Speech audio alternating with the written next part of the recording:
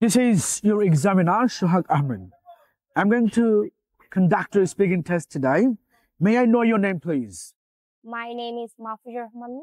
Where are you from? I come from Thakurga, but I live in Dhaka Cantonment City. And what do you do?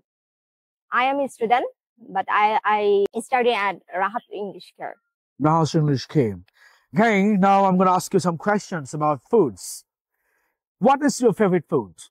My favorite food is all type fruits, Mhm. but because I love fruits. Do you like Bangladeshi food? Yes, I like Bangladeshi foods. Why? Because Bangladeshi foods is very delicious and yummy. Do you like cooking? Yes, I like cooking. What's your signature dish? My signature dish is noodles. What foods do you normally eat for breakfast? I normally eat breakfast, egg, banana, and bread. Okay. What's your future plan? My future plan is I improve my English and go abroad. Go to abroad. What's your opinion about Rahas English Came?